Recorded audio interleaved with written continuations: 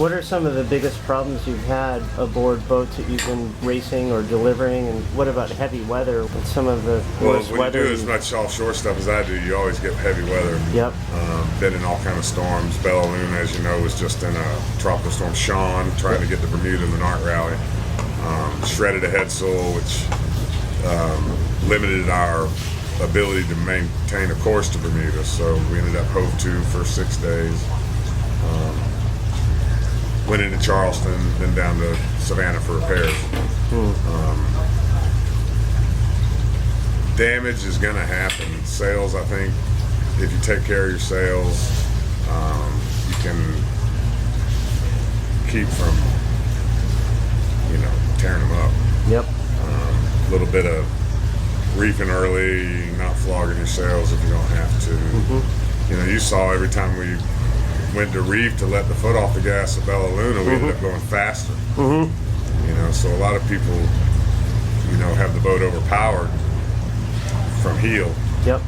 Too much sail area, even though the conditions are, maybe not so much need a reef. You think, it's only blowing 15 knots, we don't need a reef. Yep. But if you're heeling over, that's a lot of power being wasted. So you shake a reef, next thing you know, whatever boat has a line that she likes to sail. Yeah. And if you can find that line on the boat and keep her at that heel angle, she'll reward you with a little bit of speed, a little bit of comfort. So do you think the tropical storm Sean was some of the worst you've seen? No, it's not the worst. The thing about Sean was it just lasted so long. The winds were only 40, 50 knots, but it lasted 7, 8 days. And covered the whole North Atlantic. Yeah. So if you missed Bermuda the first day, you ended up out there in really big seas.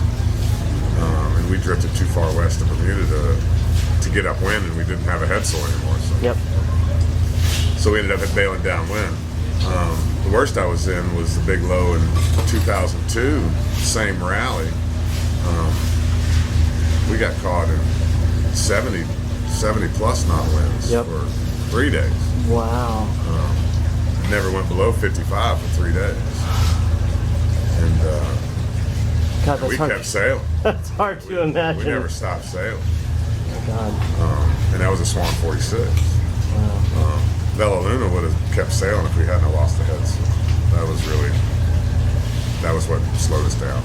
And that's what made you decide to head back to the States? Yeah, you got to, at a point when you have damage and you're in conditions like that, I think the smartest thing to do is find the closest land you can get to in the shortest amount of time. Bermuda would have taken me forever to get to Bermuda, even though I was 80 miles away. But 700 miles away was the east coast of the United States. And the wind direction forecasted to be what it was for the next 2-3 days. I could actually make Charleston quicker than I could make Bermuda. Wow. So I made land faster than the other boats, even though I didn't make Bermuda. Wow.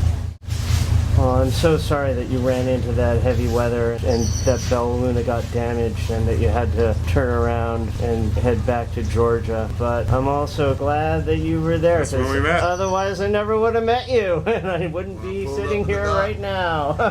And the towboat towed me in. Yeah, wow. Yeah, it's been a great learning experience for me and my girlfriend aboard Bella Luna, sailing all these miles and learning all about sailing a race boat.